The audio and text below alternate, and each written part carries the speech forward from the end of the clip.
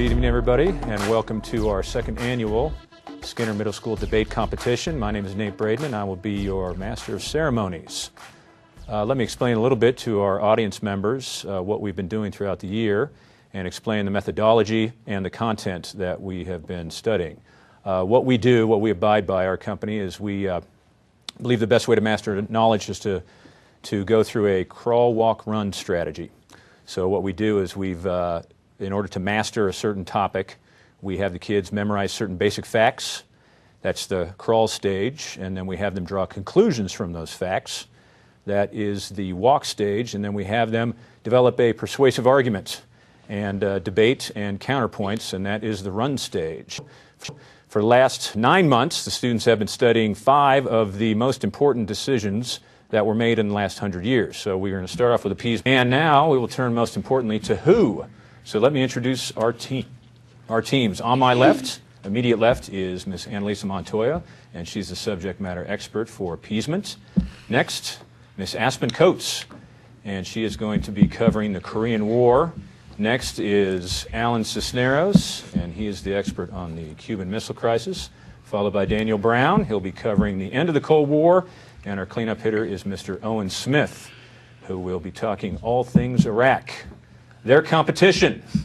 On my right, we begin with Mr. Calder McCarthy. He will be debating the Appeasement section.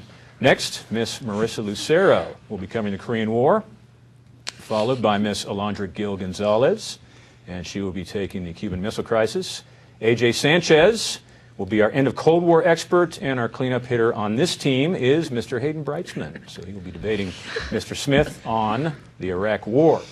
So let's begin with our lightning round drill. What I do is I will ask them questions, and they will have to answer as many as they can correctly in 1 minute for 1 point each. And in case I forgot, let me just say that there is a $1,500 cash prize to the winning team to be awarded at the end of the broadcast. So, Mr. McCarthy, we're going to begin with you. Are you ready? Yes. For 1 minute. He became Chancellor of Germany in January 1933. Hitler. The German word for intuition. A fool. The peace treaty that ended World War I. The Versailles Treaty. The approximate cost of Germany. $31 billion. The British politician repeatedly called for European nation to resist Hitler. Winston Churchill. In 1934, they swore a personal oath of allegiance to. Correct. Define orator. Speaker. Germany was forbidden to have one of these after World War I. Air Force. Germany's army was limited to this size after World War I. 100,000. Define reparations. Repayments. This resolution would have required a national referendum to declare war. Pass. Define confiscated. Taken away from. Germany annexed this country in 1938. Czechoslovakia. This British leader caved into Hitler's demands in Munich in 1938. Pass. The year World War II began. 39. World War II began when Poland. Germany. Define frenzy. Pass. Okay, not bad.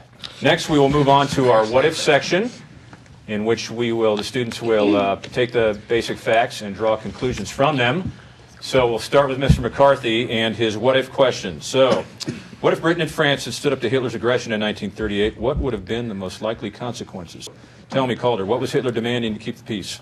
He was demanding that parts of Czechoslovakia be dissolved and put into Germany. Okay, what city did they meet in to discuss this situation? Munich. What solution did they come up with?